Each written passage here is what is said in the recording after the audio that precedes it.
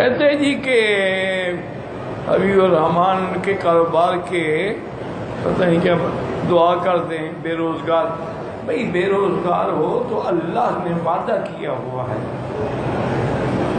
کہ اللہ کا وعدہ ہے کہ ما من دابۃ فی الارض الا علی اللہ رزقها. زمین پہ کوئی بھی چلنے والی جاندار چیز کے رزق کا ذمہ دار اللہ ہے. آپ اتنا مہربانی کریں کہ من یتق اللہ یجعل لہ مخرجا. جو اللہ سے ڈر کے گناہ چھوڑ دے اللہ راستے بناتے ہیں. وَيَرْزُقْهُ مِنْ حَيْثُ لَا يَحْتَسِبُ. اس کو رزق وہاں سے دیتی ہے جہاں سے اس کا گمان ہی نہیں ہوتا. اس کی چھوٹی سی میں مثال دوں. یہ میں کو اپنی پیری بزرگی نہیں دکھا رہا کہیں ایسا نہ سمجھنا مجھے پیر شیر بنا دو.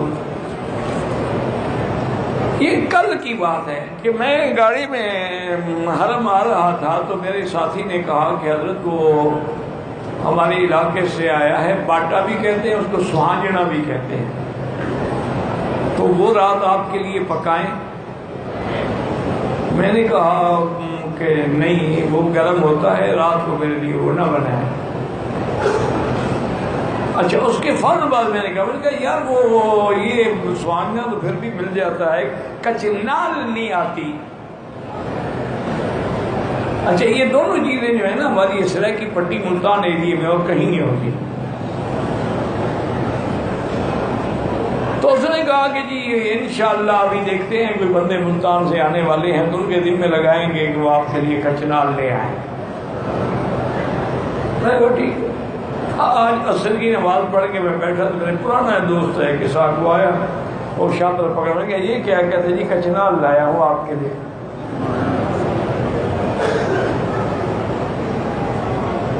بھئی کب آئے ہو؟ نے کہا جی میں سیدھا ایئرپورٹ ادھر ہی آ رہا ہوں کہ کچنال خراب نہ ہو جائے, اس نے ہاتھ میں پکڑی ہوئی ہے. تو اللہ اس طرح دیتے. حالانکہ میں نے الحمدللہ نہ مانگی نہ میں نے اس کو کہا ہے, لیکن جب اللہ پر یقین کامل ہو تو اللہ فرماتے چلو میرے بندے کے منہ سے نکل گیا تو سچا کر دو اس کو. تو اس لیے دو باتیں یاد رکھیں. ایک گناہ چھوڑ دو, جب تک گناہوں میں رہو گے کبھی نہ اطمینان قلب ہوگا نہ رزق حلال ہوگا.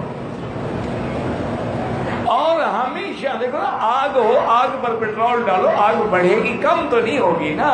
یہ آپ کا جو حسینوں سے عشق بازی ہے نا اس سے آگ بڑھتی ہے, ٹھنڈی نہیں ہوتی. پیشاب سے کبھی کپڑا نہیں دھویا جاتا. آپ توبہ کریں, گناہ چھوڑ دیں اور استغفر اللہ الذی لا الہ الا هو الحی القیوم واتوب الیہ. یہ 2000 دفعہ روزانہ پڑھیں. ہر نماز کے بعد 2 تسبیح پڑھ لیں, مشکل کیا ہے. انشاءاللہ آپ دیکھیں گے آپ حیران ہو جائیں گے کہ رزق کہاں سے آئے. اسی طرح ایک صحابی فرماتے ہیں کہ میں بڑا ہی اداس تھا, غمگین تھا, پریشان بیٹھا تھا کہ حضور پاک تشریف لائے. فرمایا کیا بات ہے, کیوں غمگین؟ انہوں نے کہا حضور ایک تو قرضہ بہت ہو گیا ہے اور وسائل رزق بھی نہیں رہے ہیں کہ میں کما کے قرض ادا کروں. آپ نے فرمایا اللہ کے بندے یہ کیا مشکل ہے, میں تمہیں ایک دعا بتلاتا ہوں پر اس کو یاد کر لو. اللہم انی اعوذ بک من الہم والحزن واعوذ بک من العجز والکسل واعوذ بک من الجبن والبخل واعوذ بک من غلبۃ الدین وقہر الرجال. اور میں 3 دفعہ صبح 3 دفعہ شام کو پڑھ لیا کرو. صحابی کہتے ہیں میں چند دن پڑھا تو سارے ہم غم قرضے سب کچھ ختم, اتنی دولت آنے لگی میں حیران ہو گیا. صرف یہ دعا 3 دفعہ صبح 3 دفعہ شام. مشکل کیا ہے. ایک اور صحابی نے شکایت کی تو انہوں نے کہا حضور میرا کاروبار تباہ اور جو کاروبار کرتا ہوں برکت نہیں ہوتی. ہر گھر میں کوئی مشکل بات نہیں ہے. جب بھی تم دکان کھولو، دکان میں جاؤ یا گھر میں جاؤ یا کمرہ گھر کے کمرے کو کھولو تو بسم اللہ والصلاۃ والسلام علی رسول اللہ صلی اللہ علیہ وسلم اور قل هو اللہ احد یہ سورت ایک دفعہ پڑھ لیا کرو. اب کیا مشکل ہے جی؟ آپ نے دکان تو کھولنا ہے نا.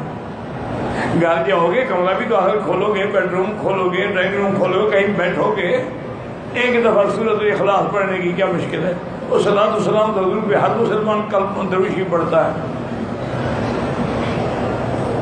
اس نے کہا جی اللہ نے میرے رزق میں ایسے برکتیں ڈالی کہ میں مٹی کو ہاتھ لگاتا تھا اور سونا بن جاتا. بھائی رزق تو مل سکتا ہے لیکن تم نہ لینا چاہو تو تمہاری مرضی. تم کہتے ہو کہ میں عقل سے کماؤں، انما اوتیتہ علی علم عندی، تو قارون نے کہا تھا. نتیجہ کیا نکلا؟ فخسفنا بہ وبدارہ الارض. اللہ نے فرمایا اس کو بھی، اس کی جائیداد کو بھی زمین میں دھنسا دو. حضور نے فرمایا یتجلجل بہا الی یوم القیامہ، ایسے دھنسا جائے گا قیامت تک زمین. وہ کہتا تھا میرے پاس علم ہے، میں نے ایسے دولت کمائی، خدا نے مجھے تھوڑی دی.